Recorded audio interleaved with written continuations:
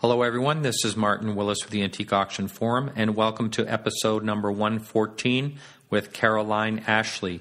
Today's topic is on wine and appraising and auctioning wine. I appreciate you listening and enjoy today's show.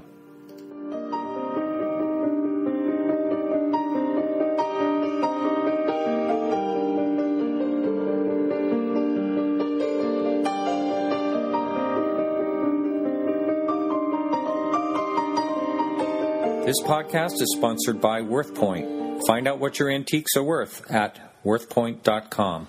Hi, everyone. I'm with Caroline Ashleigh on the line. How you doing, Caroline? I'm great today, Martin. How about you?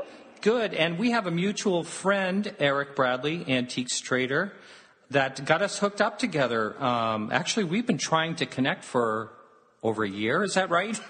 I know, it's been too long. Yes.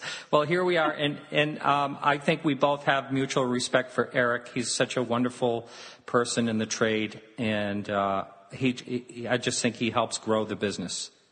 I do too. I bow down to his expertise, and he's a wonderful human being. So I'm so glad we have that mutual friend. Yes, me too. Well, this is a podcast I never thought I would do, and that is today we're going to be talking about wine and one of your specialties. But before we do that, I'd like to ask you, I originally knew you as an art appraiser, and I want to ask you how you got started in the business and how young were you when you took interest? Well, no surprise, Martin. I, like many of my colleagues, probably like you, we grew up in the business, and I have to say I really learned at my parents' knees, I think by osmosis, I suppose. They were really avid collectors, and at a very early age, I can remember going to these little country auctions with them, and as a little kid, for me it was like theater, watching this cast of characters parade by, these objects and characters, and to me it was, like I said, it was like theater. So I think I got hooked on this concept very early on.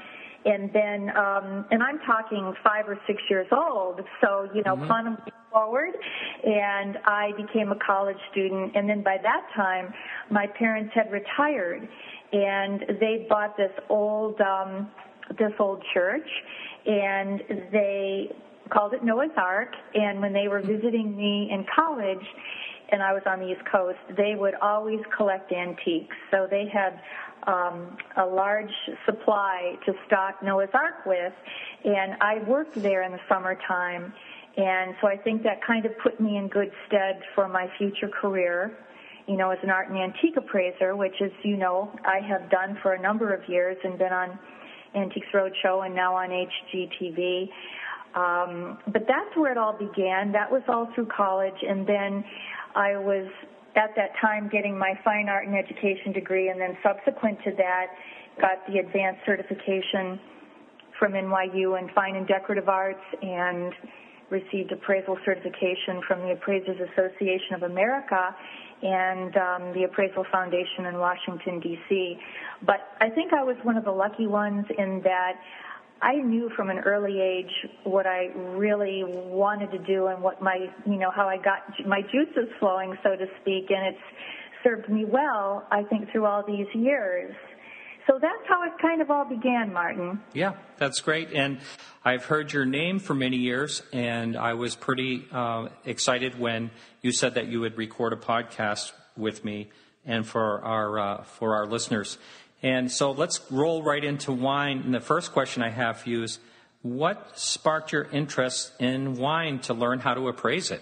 Well, I never knew I was going to appraise wine when I first became interested. And mind you, I think that happened when I was probably in my mid-20s.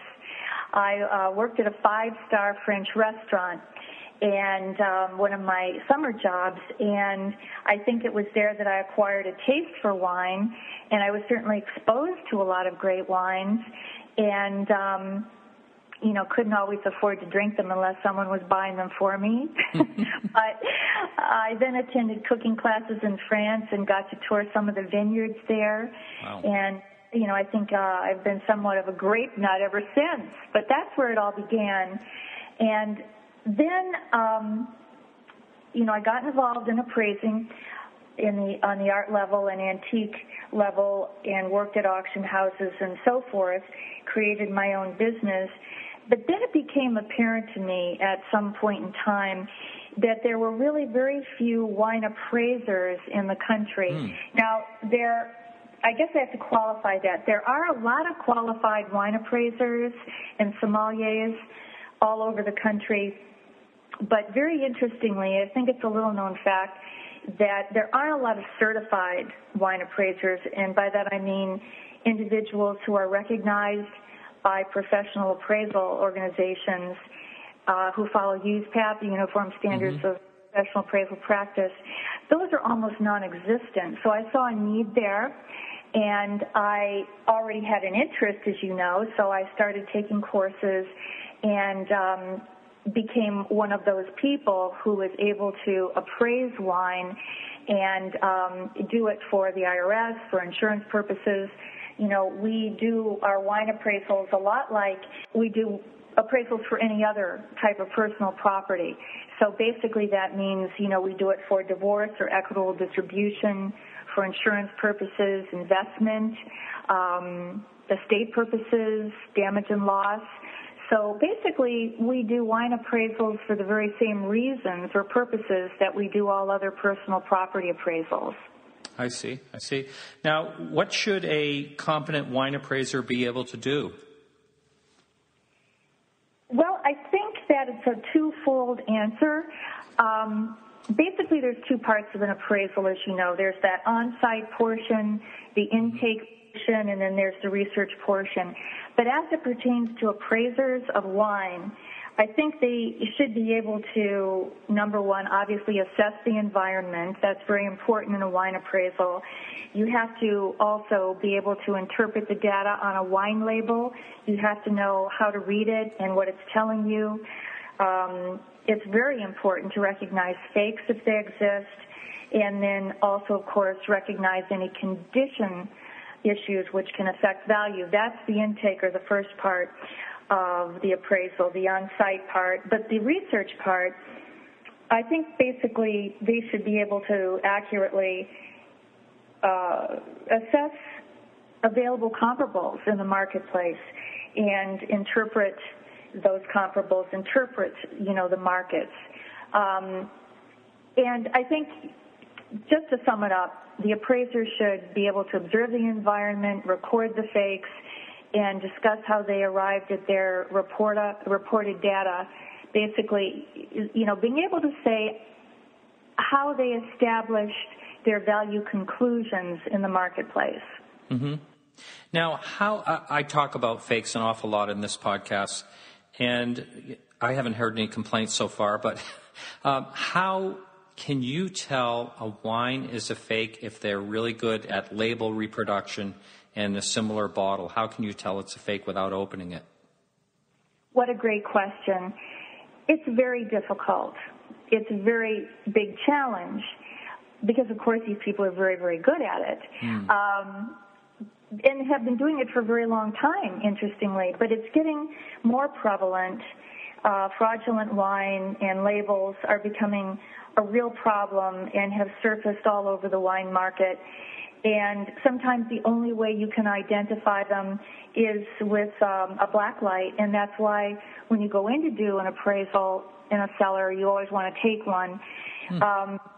The FBI has identified a number of valuable wines with markings that are only legible with black lights, and they've marked them. So if the FBI has identified them and marketed them, in other words, once they take them off the market, they can put special marks on them, and then they can be resold. And this is a real problem. Wow. Because it's difficult sometimes to find that and to be able to identify it accurately. But to give you an example, and if you can follow me with this for a second, Martin, this is the way it works. Sometimes you can have a wine that is correct, but the vintage is incorrectly reported on the label. And by that I mean the deception is that the fake wine labels from the better vintages of the same wine are placed on the bottles of inferior vintages with the intent to deceive, of course, and to get a higher price for them. And so it's very hard for the layperson to be able to identify these things. So although a lot of wine collectors do their own inventories, it's always good to defer to a professional who can be able to determine a fake, something that is fake from something that isn't. Going back to what you just said a minute ago about the FBI, are you saying that once they discovered there is fake wine, they actually release it out into the market again? Yes, they can take it off the market. They can identify these bottles of wine, and then they can re-release them. Of course, they've marked them in a special way, but it causes a problem. And I don't know if you recall, I think it was in the late 80s, this happened with the Salvador Dali art market. Mm-hmm. The FBI found a lot of fake Dalis on the market at that time, took them off the market, marked them, and then put them right back out there to resell. But I don't understand why these pieces aren't destroyed like they do any other things like fake Rolexes, where they just destroy them. I don't understand why they're not destroyed. And is it that the government actually wants to receive funds from these confiscated pieces or something? Well, I think in part that's true. These things have value. These Dalis and some of these bottles of wine certainly do have value. And perhaps the theory being it's better to garner something from them than to destroy them altogether. Unbelievable. But it does create problems for the consumer, problems for the appraisers, etc. I would think so. Now, when you were talking about a black light, when you're going into a cellar, what are some other tools that an appraiser needs? Well, like everything, every discipline, you've got your tools of the trade. And I think in looking at a cellar, you have to remember these things. Most wine cellars are rather cold, dark, and sometimes dirty places. So you've got to be prepared for that. And what I usually do, I'll take something warm to wear. I'll take a sweater or a sweatshirt and, help from getting too terribly cold. And, sometimes I'll take an apron just to keep the dirt off my clothes and take a lot of handy wipes. I need a flashlight with me because it can be dark. And obviously you're going to take a thermometer and a hydrometer because you've got to measure the temperature, you've got to measure the humidity. You need a camera, and besides that, probably a tape measure, a loupe or a magnifying glass so that you can read the small print on labels, and then finally, of course, a black light for all the reasons we were just talking about. Right. Going back to the beginning of us talking about this, when you think of wine cellars and things like that, is the secondary market a real big business? The secondary market is a huge business, and it's becoming even more so. It's always been a big business in Europe, and with the new California cult wines, a big business in this country. And now with Hong Kong and the Asian interest, it's just exploding. So it's a huge market. And I work with several auction houses, but primarily, as you know, with Heritage. And I think they, in particular, have really set a new standard in wine auctioning. They've set a lot of new records, and I think they have an average sell-through rate of at least 94%. And that's very high. It is. And I always say, wherever you sell your wine, this is a good point to remember. And I think it's, whether it's wine or it's anything, but I always say, if you're a smart collector, be an even smarter consignor. So as a consignment director and a consultant, I help direct that process. So I help people sell wine on the secondary market, but it is huge business. Okay, getting back to appraising wine, more or less in a nutshell, what should a competent wine appraiser be able to do? Well, as I mentioned, they really need to be able to observe the environment and record the facts and discuss how they arrived at their value conclusions, where they derive their comparables in the marketplace. But I think, interestingly, and I can kind of elaborate on this a minute, but again, this is some of just my personal opinion, so we need to put it in that framework of reference. But, I've been an art and antique appraiser for a long time, but I do think, having appraised wine, that there is a bit of a difference. And I would say that appraising wine is a bit more scientific than appraising paintings or antiques. And I think the reason for that is it's very, very factual. So accordingly, most wine appraisals are written in spreadsheets. We have extensive things that we look for. We put those in spreadsheets. But it's without all that extraneous description of the typical type of fine art or antique appraisal that you do. So I do think it's a little bit more scientific, and I also think that when I'm doing an art or antique appraisal, I'm using my sense of visual aesthetics. Mm-hmm. However, I think with wine appraising, I'm using a sense of course, sight, that's visual, but also touch and smell and taste. And taste, that's the thing I linger on, because although a wine appraiser is not required to taste when performing a wine appraisal, in fact, it's discouraged. But if somebody were to offer it to me, I think a good bottle of 1982 Margaux would be really hard to resist. Now, this just brings up a question to mind.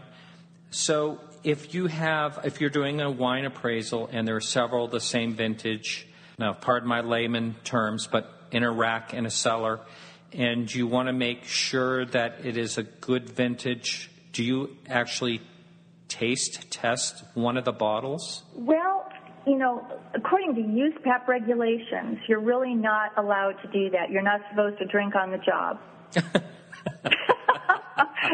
Darn those USPAP regulations. That's right? pretty funny. Yeah.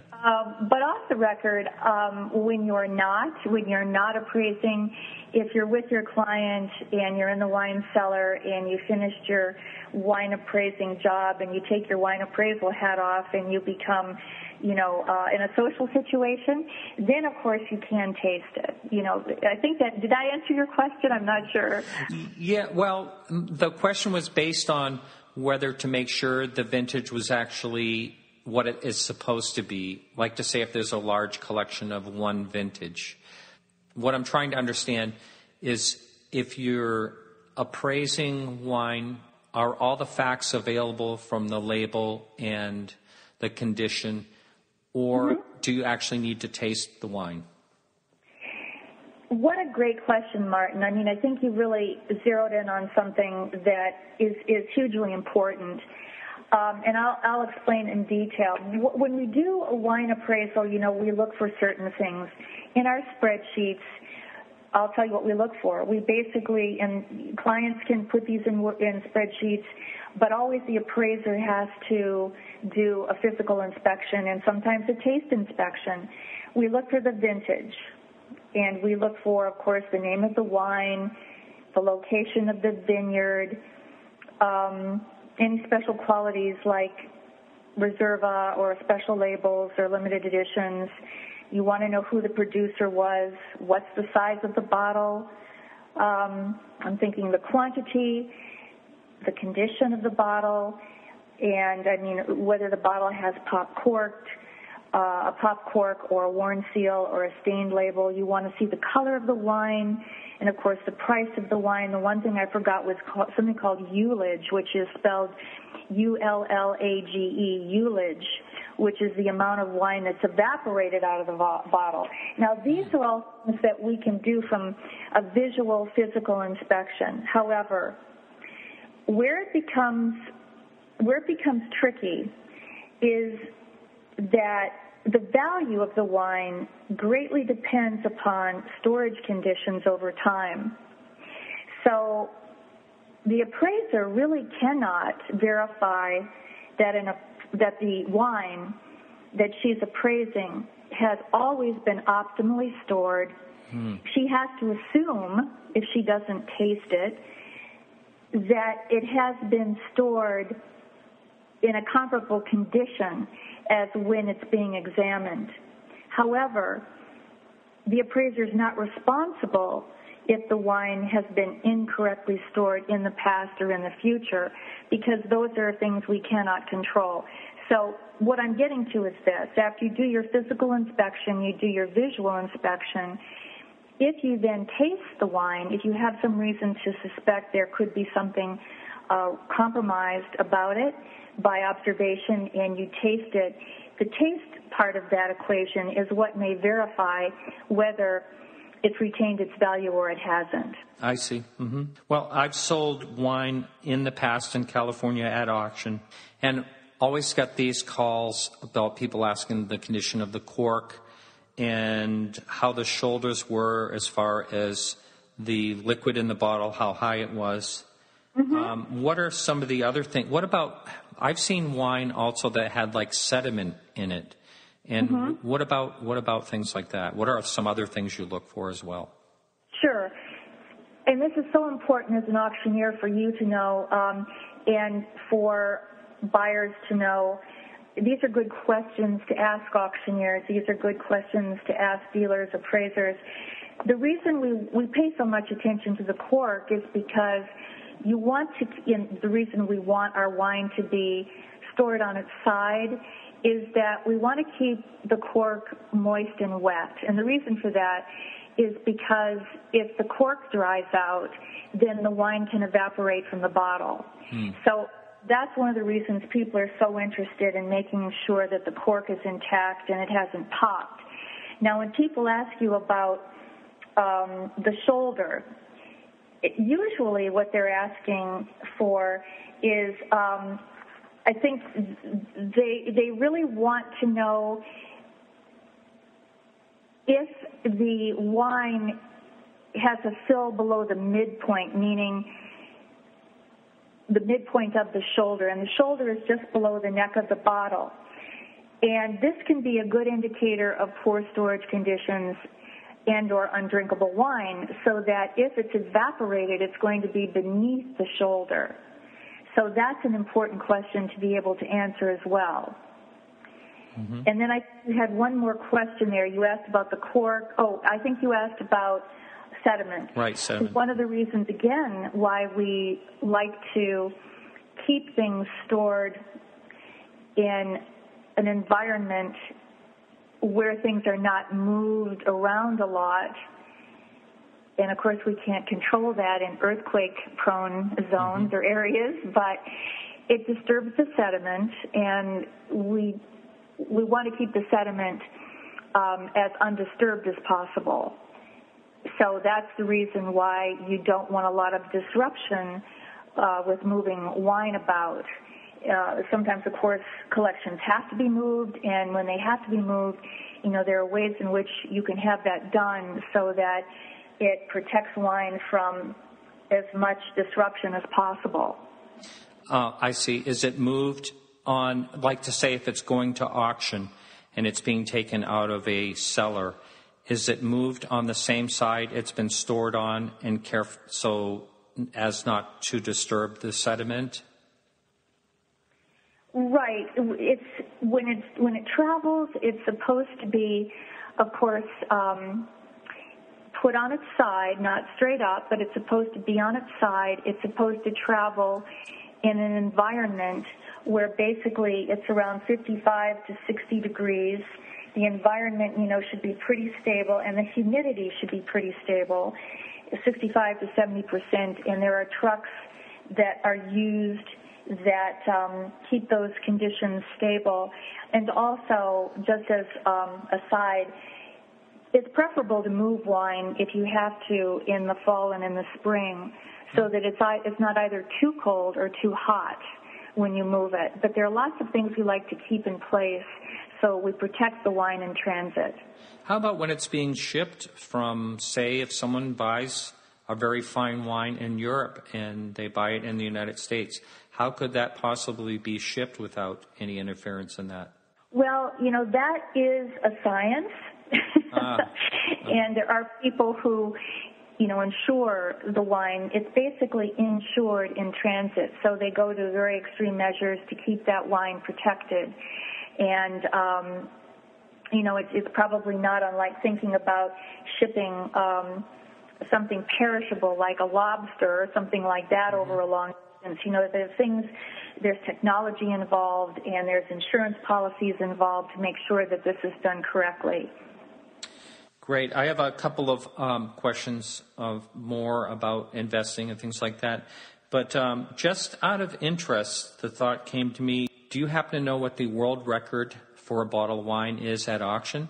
Well, these records always change, and as soon as I say this, of course, it'll change. But let me tell you what I know.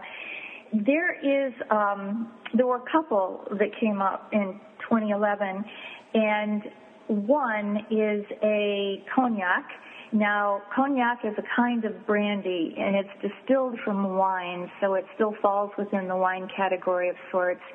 And it was sold.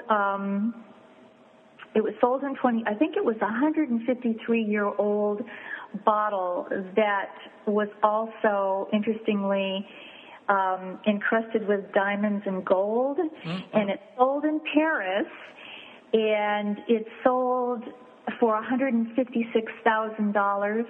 Actually, $156,740. So $156,740. So to my knowledge, that was one of the most expensive things to sell. Now, how do you think the bottle itself, when you say it was encrusted with gold, what do you think that affected in the value? Do you have any idea on that? Well, I think that was just the aesthetics of it. I think the wine is what brought it up to that level because of its rarity. I think that, the gold and diamonds just added to the panache. Wow. I would say it sold on its own merit as wine primarily. But the other answer to the question is Penfolds, which is a company in Australia that you may know, and they have a bottle that they're selling. They haven't sold it yet, but they say that it's selling for $168,000. It's a Cabernet Sauvignon. And assuming it does sell, that'll be the record. It'll be 168. So We'll go from $156,000 to $168,000. Now, what kind of celebration would you have to open that bottle? Oh, my gosh. I can think of a lot. I can pick one up right now. Yeah. Oh, boy, it better taste good. I'll tell you, it could be, I could say, let's raise a glass to another wonderful podcast. How about that? I'm up for that. And along those lines, what would you consider the most valuable wine in today's world? Is it a vintage, or is it a certain vineyard? Well, again, this is always personal. Can I answer it from a personal perspective? Yes, that's fine. Well, of course, I've got to divide it into red and white as well. I would say that my favorite red is a Chateau Margaux, which is a Burgundy, and it's one of the oldest wines in France, actually from the 15th century, so it's been very carefully cultivated over the years, and it's absolutely superlative. So I'd have to say, that's probably one of my, if not my favorite red. But I said this before, and I'll say it again. My favorite white, if I could get someone to buy it for me, because I could never buy it for myself, would be a Chateau d'Yquem, and I'll spell it for you. It's Chateau and Yquem. A bottle of that sold in 2011 for $117,000, oh, goodness. Which is the most expensive white wine sold to date.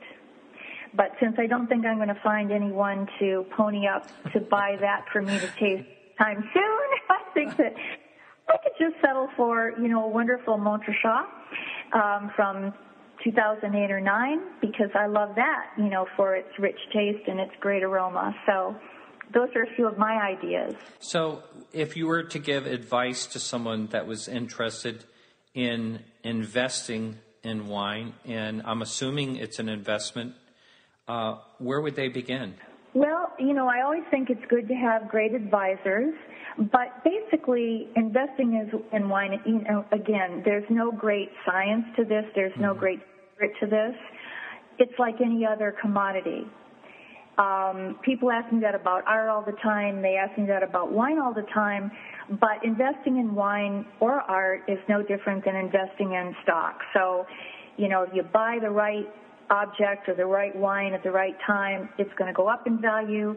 And if you miss the mark, either buying or selling, it'll go down. So it's sort of like Paul Samuelson, Economics 101. So it's pretty basic. But that's where the advisor comes into play. If you can get someone to help advise you about investing, that's always very helpful. That can go a long way. Mm-hmm. Getting back to what we were talking about earlier a little bit, what matters most about a wine, if it's from a noted vineyard or in a region where there was a very good year vintage? What is the most important thing? Well, they're both important. They're both really very important.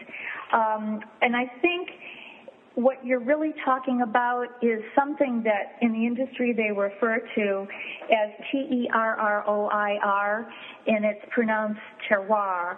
And it's a combination of these natural factors, and they exist all around the globe. But these factors include, as it pertains to wine and wine growing, the topsoil, the climate, which includes, the rain, the sun, the wind, the slope of the hill, and even the altitude. And it's this unique combination of these natural factors that any particular vineyard has. And believe it or not, these can vary from one side of a hill to the other. Wow. So it's very subtle, it's very nuanced, but these things really come into play when we're talking about a great year or a great wine or a great vineyard, because you can have one and not the other, and you can have both. So it's dependent upon a lot of things we can control, a lot of things we can't control. Now, this may be kind of an odd question, is there ever a fluke where a vineyard, like an unknown vineyard or a little-known vineyard, all of a sudden has like a really good crop and has a really good vintage of wine? Oh, absolutely. Yes, because, this is an art, and there are so many very astute winemakers, people who have learned this trade through generations of time. They've apprenticed for centuries. It goes through families. And so you can have some very, very skilled winemakers who can, perhaps go to I'm just saying something hypothetical here, but who could go to a new area and, let's say, take a wine from Europe and bring it to Australia and create conditions or plant those vines in conditions that are optimal, and because of their winemaking skills, could create a very fine wine that would be very highly revered, highly regarded in the marketplace. So yes, that can happen. It does happen. Mm-hmm. Now, this is another, I would consider this an oddball question I'm throwing at you. In today's world, new wines that are being harvested currently, does insecticide ever come up in affecting a vintage? That's a really odd question, I know. It does. It absolutely does. Insects can attack the vine. Insects can attack the grape. And it's a little controversial because a lot of vineyards really pride themselves on the fact that they don't use insecticides.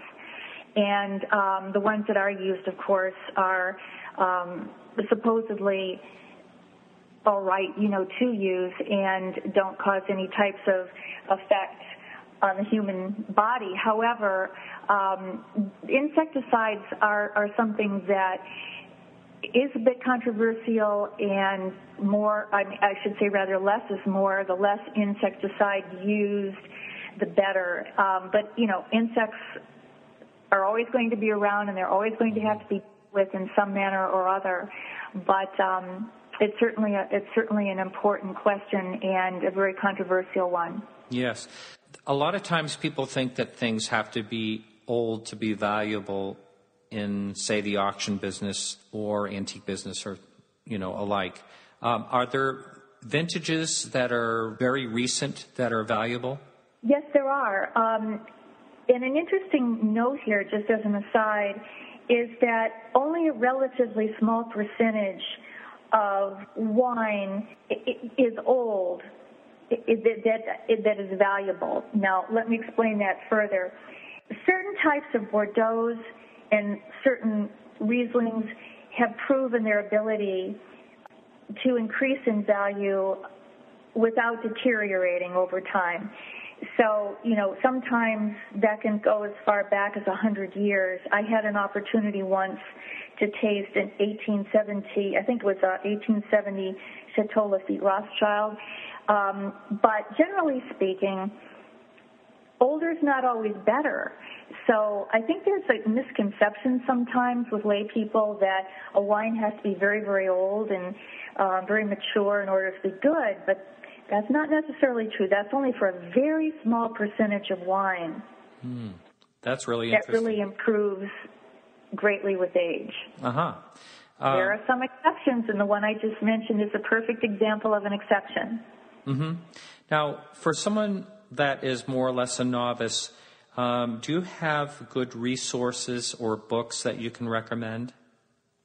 Well, I have, an extensive list of books, but I'm going to, just for the sake of, some brevity here, I'm going to give you a resource, the idea of one book. I'm trying to distill it down into one now.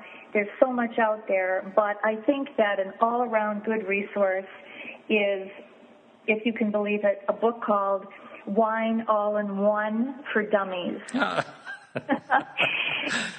And it doesn't dumb down wine at all. It's just that it includes so many parts of the equation. And I'll give you an example. This book goes through a thorough description of wines. It covers prominent winemaking countries, and it gives details on wines from around the world, which is wonderful. I love the fact that it also gives you these delightful food pairings and suggestions, and it gives tips for how to become a wiser wine drinker and buyer. So whether you're a novice or whether you're a connoisseur, there's something you can learn from this particular book. And it's also available on ebook, by the way. So if you're traveling and you want to check something out, or you want to refresh your memory or educate yourself about something in particular, it's a great book to take with you in ebook version too. Wow, that's great. Well, we're out of time here. Just one more question here. Do you offer your services nationwide, basically, for appraising wine?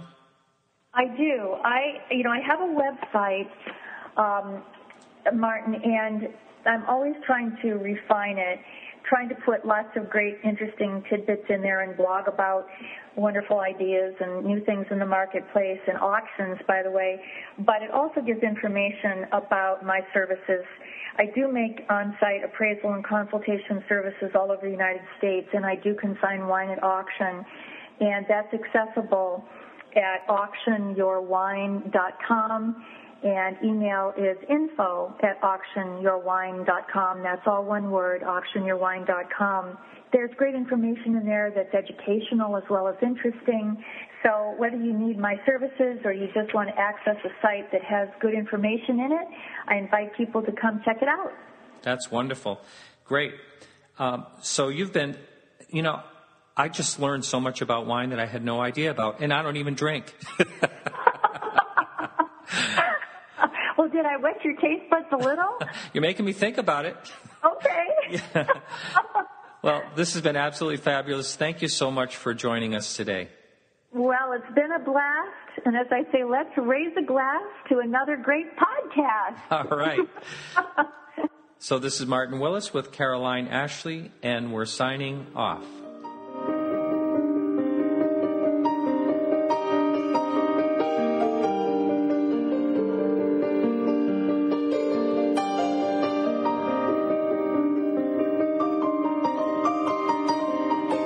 This podcast is sponsored by WorthPoint. Find out what your antiques are worth at worthpoint.com.